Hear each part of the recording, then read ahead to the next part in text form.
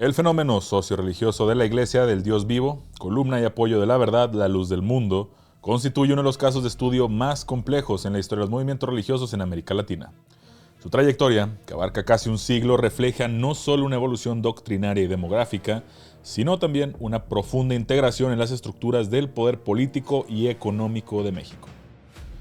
La organización ha logrado transitar de un pequeño grupo marginal en la Guadalajara de la postrevolución a una corporación transnacional con presencia en decenas de países, consolidando un imperio que hoy se encuentra bajo el escrutinio de las más altas autoridades judiciales de México y de los Estados Unidos. El presente análisis desglosa su génesis, su consolidación institucional, los liderazgos dinásticos de la familia Joaquín, las graves acusaciones de abuso y delincuencia organizada que enfrentan y la intrincada red de vínculos que mantienen con el partido Movimiento de Regeneración Nacional, Morena, y la actual Administración Pública Federal. La fundación de la Luz del Mundo se sitúa en 1926, un año definitorio para la entidad nacional mexicana debido al estallido de la Guerra Cristera. Eusebio Joaquín González, un exmilitar que adoptó el nombre profético de Aarón, estableció las bases de la congregación en Guadalajara, Jalisco, en un contexto donde el Estado laico y la Iglesia Católica se enfrentaban violentamente por la hegemonía espiritual y política. Aquí, Aarón presentó una alternativa restauracionista, la idea de que la verdadera Iglesia cristiana había desaparecido de la tierra y había sido restaurada a través de su propia figura. Esta narrativa de exclusividad espiritual fue fundamental para atraer a sectores de la población que se sentían alienados por el catolicismo o que buscaban una entidad religiosa genuinamente mexicana, diferenciada de las misiones protestantes estadounidenses. La relación entre la Luz del Mundo y el Estado mexicano fue pragmática desde sus inicios, ya que en 1953 el entonces gobernador de Jalisco otorgó a la organización un terreno de 14 hectáreas al este de Guadalajara, donde se fundó la colonia Hermosa Provincia. Este enclave no solo funcionó como un centro religioso, sino como un experimento sociológico de autogestión y control territorial, donde la vida privada, el comercio y la educación estaban supeditados a la autoridad del líder. El crecimiento de la iglesia durante el periodo de Aarón se basó en una disciplina férrea y un nacionalismo religioso que incorporaba símbolos patrios en el culto, lo que facilitó su aceptación por parte de las autoridades locales del Partido Revolucionario Institucional, el PRI, quienes veían en la organización un contrapeso útil frente a la influencia católica conservadora de la religión de Occidente. A la muerte de Aarón en 1964, la organización ya contaba con una estructura sólida y una base de fieles que veían en su líder no solo a un pastor, sino a un apóstol elegido por designio divino, una categoría que se convertiría en el eje central de la sucesión dinástica. La sucesión de Samuel Joaquín Flores, hijo del fundador, marcó la transformación de la Luz del Mundo en una mega iglesia transnacional. Durante los 50 años al frente de la organización, Samuel profesionalizó la administración de la fe y expandió la presencia de la iglesia a más de 50 países en los 5 continentes. Bajo su mando, la arquitectura de la iglesia se volvió monumental, simbolizada por el Templo Sede Internacional en Guadalajara, una estructura capaz de albergar a miles de fieles y valorada en millones de dólares. Samuel Joaquín consolidó la doctrina del apostolado como una figura infalible y mediadora entre Dios y la humanidad. Según la creencia interna, el apóstol es el ángel del Apocalipsis o el ungido de Dios, una posición que le otorga un poder absoluto sobre las conciencias de sus seguidores. Esta centralización del poder permitió a la organización acumular una riqueza considerable a través de diezmos y ofrendas especiales que fueron diversificadas en inversiones inmobiliarias, instituciones educativas y empresas de diversos sectores. A pesar del crecimiento y liderazgo de Samuel, no estuvo exento de controversias, ya que en la década de 1990 surgieron las primeras denuncias públicas del abuso sexual en México, destacando el caso de Karen León, quien denunció sistemáticamente las agresiones sufridas a manos del líder. Sin embargo, la red de influencias políticas que Samuel tejió con gobernadores, presidentes municipales y altos mandos militares permitió que estas acusaciones fueran archivadas o ignoradas, consolidando su patrón de impunidad que heredaría su sucesor. La estructura de la iglesia es estrictamente piramidal, diseñada para garantizar la obediencia y la vigilancia capilar de la feligresía. Esta organización permite una movilización rápida de recursos y personas, lo cual da un gran valor en los contextos electorales en particular.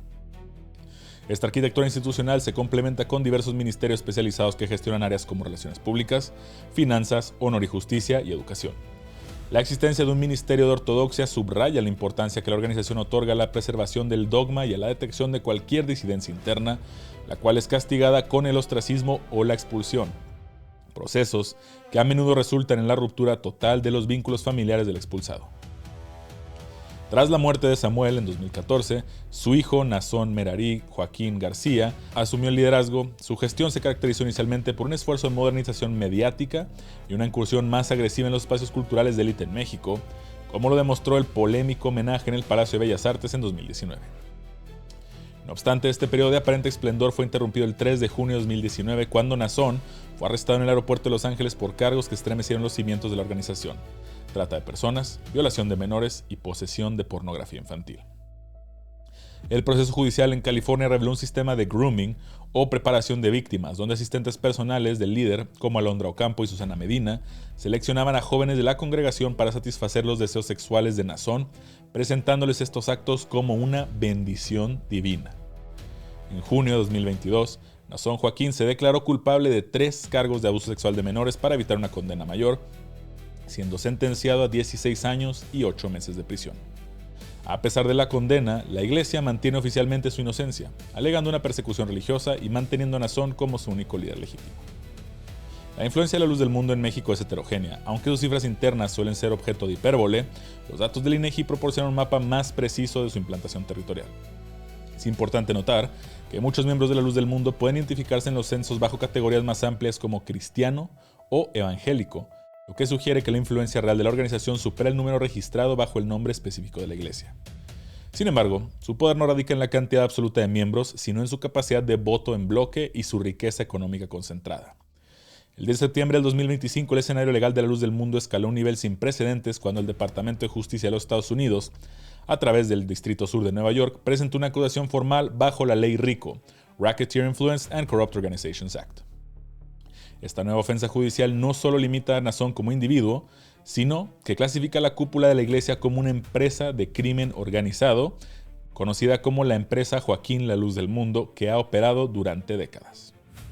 La acusación detalla que la familia Joaquín ha utilizado la estructura de la Iglesia para cometer delitos graves, incluyendo el tráfico sexual de menores, la producción de pornografía infantil sádica, el trabajo forzado a los miembros y lavado de dinero a través de contrabando de efectivo y fraude hipotecario. Un elemento devastador del acta de acusación es la implicación de la madre de Naasón, Eva García de Joaquín, arrestada en Los Ángeles a los 79 años, acusada de haber participado activamente en los abusos cometidos por su esposo Samuel y su hijo Naasón. La Fiscalía Federal alega que los acusados destruyeron sistemáticamente evidencia tras el arresto de Naasón en 2019, incluyendo la quema de archivos, la inmersión de dispositivos electrónicos en agua y la presión a sobrevivientes para firmar declaraciones falsas de retractación. Este comportamiento demuestra una estructura de protección mutua que trasciende lo religioso para entrar en la categoría de delincuencia organizada transnacional. En territorio mexicano, la Unidad de Inteligencia Financiera, la UIF, ha documentado una red de corrupción económica que contradice el carácter de asociación sin fines de lucro de la Iglesia. Bajo la gestión de Santiago Nieto, la UIF detectó que entre 2008 y 2019, la Luz del Mundo declaró ingresos por 1.699 millones de pesos, pero ocultó operaciones irregulares por más de 1.000 millones adicionales. Los recursos de los fieles, recolectados bajo la promesa de bendición espiritual, fueron desviados para financiar el estilo de vida ostentoso de la familia Joaquín, ya que las investigaciones revelaron la compra de mansiones en Estados Unidos, vehículos de lujo, relojes de diseñador y el mantenimiento de ranchos con fauna exótica valorada en millones de dólares. Además, se identificó un patrón de contrabando de efectivo donde se obligaba a miembros de la iglesia a transportar sobres con hasta $5,000 adheridos a sus cuerpos para poder cruzar la frontera sin declarar ante las autoridades fiscales. A pesar de la contundencia de estos datos, la acción penal en México ha sido lenta y errática. En 2026 se confirmó que la Fiscalía General de la República decidió no ejercer acción penal en varias de las investigaciones abiertas en 2019, lo que ha sido interpretado por las víctimas de la Luz del Mundo como un carpetazo político para proteger a los aliados de la Iglesia dentro del gobierno. La relación de los miembros de la Luz del Mundo con el partido Morena y el actual gobierno es profunda y multifacética. A diferencia de administraciones anteriores donde la relación era principalmente clientelar, en el actual sexenio los miembros de la Iglesia han logrado infiltrarse en las estructuras legislativas y directivas del partido en el poder, utilizando su base religiosa como una herramienta de presión política. El vínculo más visible se articula a través de legisladores federales, que son miembros activos de la Iglesia y que han actuado como defensores públicos de Naasón Joaquín, incluso después de su confesión en los Estados Unidos. La creación de la agrupación política nacional Humanismo Mexicano, aprobada por el INE en el 2023, representa la formalización de este brazo político de la Iglesia al servicio de la 4T. La siguiente tabla detalla la red de influencia de la Iglesia dentro del poder legislativo del partido oficialista, según la información recolectada por periodistas y exmiembros de la congregación. Entre estos personajes está el diputado federal Emanuel Reyes Carmona, de Morena, miembro activo, principal promotor de humanismo mexicano y defensor de Nazón. También está Hamlet García Almaguer, otro diputado federal morenista, nieto del fundador Juan Almaguer y un operador legislativo clave para la defensa de la Iglesia. El senador Israel Zamora Guzmán es hijo del obispo Rogelio Zamora y gestionó el evento en Bellas Artes en honor a Nazón Joaquín en 2019. El dirigente de Morena en Jalisco, Fabio Castellanos Polanco, es el suplente de Manuel Reyes y es una pieza clave en el bastión histórico de la Iglesia. Karina Sánchez Ruiz, la expresidenta de la PEM en Nayarit, es candidata y operadora política de la Iglesia dentro de las filas de Morena. Otra diputada morenista es Gloria Miramontes, quien ha sido vinculada a la estructura de la Iglesia en Baja California, al igual que el regidor de Tijuana, Eligio Valencia López, quien está casado con un miembro de la Iglesia y es un aliado político histórico de la congregación. Otros personajes incluyen a Job Daniel Wong Ibarra, un candidato judicial en la elección del pasado 2025, un ex ministro de Luz del Mundo, cuya postulación fue fuertemente cuestionada por su vínculo religioso. Esta simbiosis política permitió a la Iglesia gozar de una protección política que explica las parálisis de las investigaciones en México. Funcionarios de alto nivel, como el actual director de la UIF, Pablo Gómez, han sido señalados por su cercanía personal con figuras como Rogelio Zamora Barradas, lo que podría haber influido en la reserva de información sobre los expedientes financieros de la Iglesia por un periodo de 5 años. En abril de 2023, el Instituto Nacional Electoral, el INE, aprobó el registro de Humanismo Mexicano como una de las nuevas agrupaciones políticas nacionales. Aunque el nombre emula el discurso del expresidente Andrés Manuel López Obrador, su estructura interna está compuesta mayoritariamente por liderazgos de la Luz del Mundo. Esta APN sirve como un instrumento para organizar a la base morenista, pero, en la práctica, permite a la Iglesia mantener una estructura de movilización política legalmente reconocida e indirectamente financiada por recursos públicos.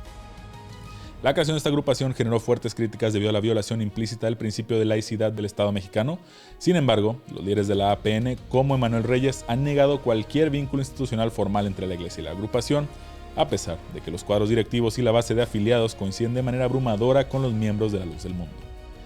Esta estrategia de doble fachada permite a la Iglesia participar en la vida pública sin las restricciones que la ley de asociaciones religiosas impone a los ministros de culto. También, un hallazgo reciente ha añadido una dimensión de peligrosidad física a las acusaciones contra la organización. En septiembre de 2025, autoridades federales y estatales localizaron un campo de adiestramiento militar en el municipio de Vista Hermosa, Michoacán, operado por miembros de la Iglesia. En el sitio fueron detenidos 38 hombres que se encontraban realizando entrenamientos tácticos con uniformes tipo militar y armas de fuego, alegando que se preparaban para proteger a la Iglesia y a sus líderes durante el apocalipsis. Los detenidos fueron identificados extraoficialmente como parte del grupo Jacer, una presunta guardia secreta o fuerza de choque vinculada a la seguridad personal de Nazón Joaquín García. Este grupo no solo se encargaba de la logística de seguridad en los eventos masivos de la Iglesia, como la Santa Convocación, sino que, según testimonios de exmiembros, recibía adiestramiento de militares activos o en retiro para realizar tareas de intimidación contra llamados disidentes y enemigos de la fe. A pesar de la incautación de réplicas de armas largas, equipo táctico y simuladores de explosivos, un juez federal ordenó la liberación de los 38 integrantes pocos días después, argumentando irregularidades procesales durante el ingreso al predio sin una orden de cateo. Este evento subraya nuevamente la capacidad de la organización para evadir la justicia, incluso ante evidencias flagrantes de actividades ilícitas. El análisis profundo de la Luz del Mundo revela que su poder no solo emana de la política o el dinero, sino de un sistema de control psicológico devastador. Los testimonios de los Jane Does en Estados Unidos y de sobrevivientes en México como Xóchitl Martín y Sharim Guzmán describen un entorno de coerción donde la duda es considerada un pecado castigado con el infierno. Las víctimas de abuso sexual a menudo son silenciadas por sus propias familias, quienes anteponen la lealtad al apóstol sobre el bienestar de sus hijos. Aquellos que logran escapar enfrentan el acoso de la organización y la pérdida de todo su capital social y familiar.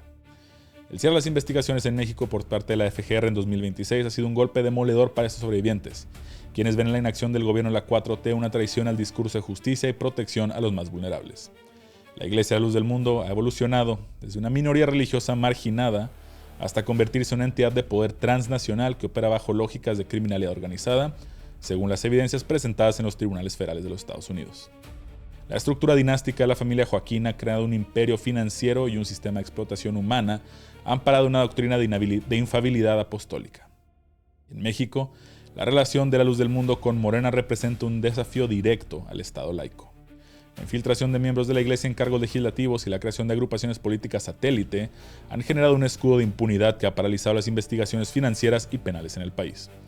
El contraste entre la justicia estadounidense, que busca la cadena perpetua para Nazón y su círculo cercano, y la Fiscalía mexicana, que ha dado carpetazo a los expedientes, evidencia la profundidad de los compromisos políticos que la organización ha logrado asegurar.